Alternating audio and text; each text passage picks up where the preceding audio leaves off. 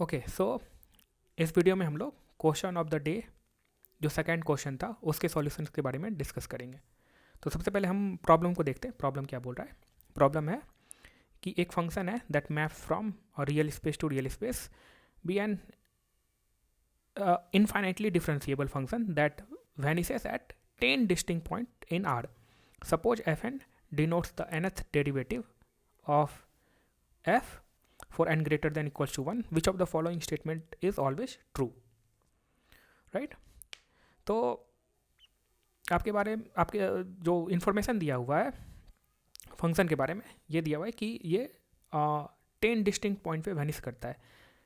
मतलब F x के पास कितने रूट्स हैं? It has the 10 roots, right.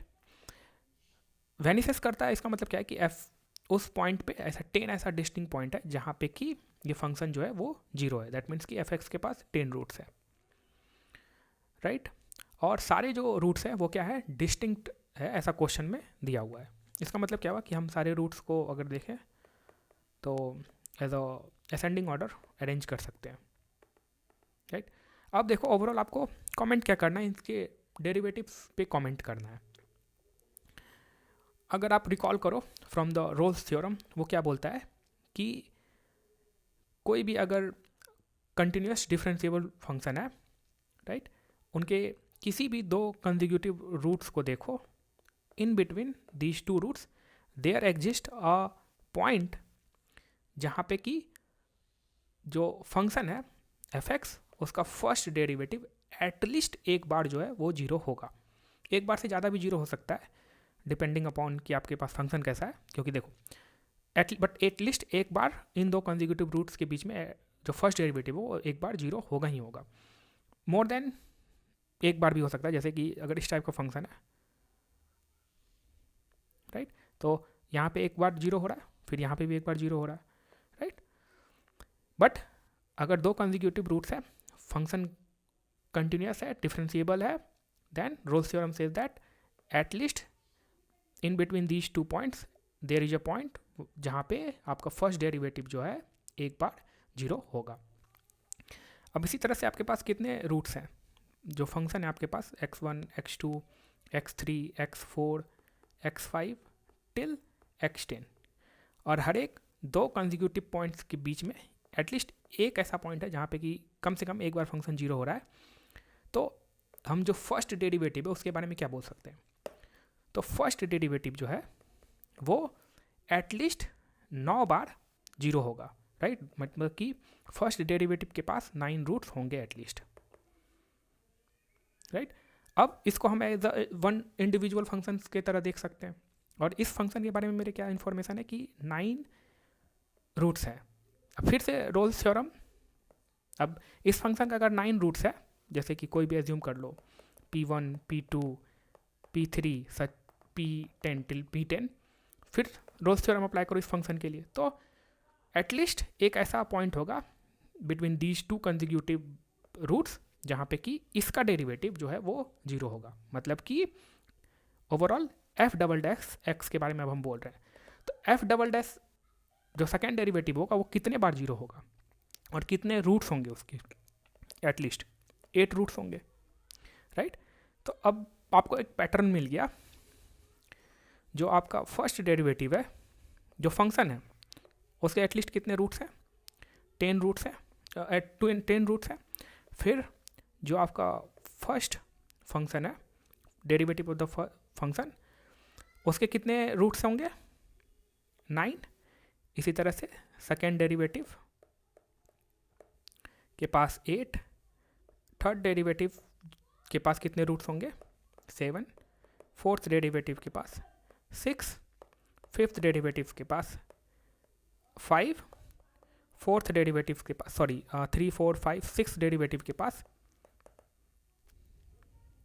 4, and seventh derivative के पास आपके 3, और एट्थ डेरिवेटिव के पास कितने रूट्स होंगे? 2।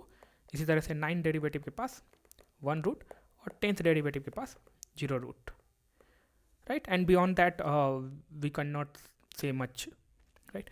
अब ऑप्शंस को देखते हैं।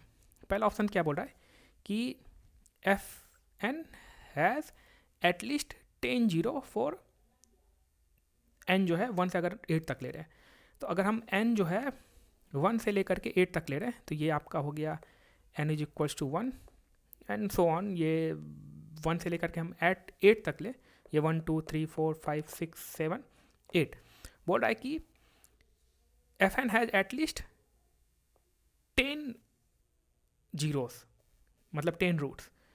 सो एफ एन जो है इसके पास रूट्स जो है वो ग्रेटर देन इक्वल्स टू कितने हैं, 10 है, राइट। तो अगर आप F1 को देखो तो क्या ये ग्रेटर देन इक्वल्स टू 10 है, नहीं। इसी तरह से कोई भी ले लो आप फ्रॉम 1 टू लेकर के 8 तक, none of this is greater than equals to 10, right. ये ऑप्शन आपका इनकरेक्ट हो गया। दूसरा क्या बोल रहा है कि अगर आप 1 से लेकर के 9 लोगे तो F N has at least 1 zero या 1 रूट। तो बोल क्या रहा है क्वेश्चन में कि F N is will have the root at least 1, मतलब एफ एन के पास जो रूट होगा वो greater than equals to 1 roots. ये जो है रूट्स है, ठीक है। एफ एन के पास एक से ज़्यादा रूट है और जब एन जो है वेरी कर रहा है फ्रॉम 1 टू 9। अब 1 से 9 में देखो, अगर 1 देखोगे तो ये 9 है, तो क्या एफ एन, ये एफ एन हो गया, ये एफ एन ग्रेटर देन 1 है, ट्रू। ये भी ग्रेटर देन 1, ये भी ग्रेटर देन 1, 1 1 1 1 1 से ग्रेटर, और ये भी ग्रेटर देन इक्वल्स टू 1 है, राइट। तो सारे कंडीशन सेटिस्फाइड है, यानी कि ये करेक्ट आंसर होगा। MCQ क्वेश्चन है, फर्दर आगे जाने की जरूरत नहीं है, बट स्टिल हम देखते हैं, सारे ऑप्शंस को वेरीफाई कर लेते हैं। F N has at least 10 zero for N greater than 10। तो फॉर अगर एन इज इक्वल टू 10 लोगे आप, तो पहले क्या बोला क्वेश्चन में कि एफ एन जो है वो ग्रेटर देन 0 है। तो अगर आप 10 लोगे तो नंबर ऑफ रूट्स कितने हैं, 0 हैं। तो क्या ये 0 ग्रेटर देन इक्वल्स टू 10 है, नहीं है, तो ये खत्म हो गया, यानी कि ऑप्शन नहीं होगा। F N has at least 1 zero for N greater than 9। तो एन ग्रेटर देन 9, पहले क्वेश्चन में क्या बोल रहा है कि एफ एन जो है वो ग्रेटर देन क्या है, ग्रेटर देन एटलीस्ट 1 जीरो। तो F N is greater than 1, right. अब F9 देखो, F9 क्या है, 1 है, दैट मीन्स कि ये ग्रेटर देन इक्वल्स टू 1 है, ठीक है, ये करेक्ट है। बट आपको जो है n ग्रेटर देन 9 के लिए बोल रहा है, तो आप F10 को भी चेक करो। F10 क्या है, ये 0 है, राइट। क्या 0 ग्रेटर देन इक्वल्स टू 1 है, नहीं। तो ये जो आपका ऑप्शन डी, ये भी इनकरेक्ट हो जाएगा। तो जो आपका करेक्ट आंसर होगा वो क्या होगा, ऑप्शन बी होगा, जो कि करेक्ट आंसर होगा। आई होप आपको ये क्वेश्चन समझ में आ गया होगा। तो ऐसे ही क्वेश्चंस आज जो है क्वेश्चन ऑफ द डे का थर्ड क्वेश्चन आपको रिस्पेक्टिव जो भी सोशल हैंडल्स है वहाँ पे मिल जाएंगे। तो अगर आप अभी तक आपने टेलीग्राम ग्रुप में ज्वाइन नहीं किया तो वहाँ पे ज्वाइन कर सकते हो। यूट्यूब कम्युनिटी पोस्ट पे भी मिल जाएंगे, इंस्टाग्राम पे भी मिल जाएंगे, फेसबुक पे भी मिल जाएंगे, और अदर जो भी सोशल हैंडल्स है वहाँ पे सारी जगह पे क्वेश्चन ऑफ द डे को हम लोग पुट करते हैं, और इसका सॉल्यूशन जो है वीडियो सॉल्यूशन आपको नेक्स्ट दिन प्रोवाइड किया जाता है। तो आई होप कि आप question of the day third को सॉल्व करो और उनको कमेंट करो, देखो आपका आंसर जो है वो सही हो रहा है कि नहीं हो रहा है। ऑलराइट, सो ऐसे ही अगर सच क्वेश्चंस को आपको प्रैक्टिस करना है, अभी भी गेट डीए के एग्ज़ाम में 40 से 45 दिन है, तो आप हमारे गेट डीए टेस्ट सीरीज में इनरोल कर सकते हो। यहाँ पे हम लोगों ने more than 1400 plus quality questions रखे हैं, जो कि आपके फर्दर एग्जाम के लिए काफ़ी हेल्पफुल होंगे। Alright, that is all in this video. Thank you so much.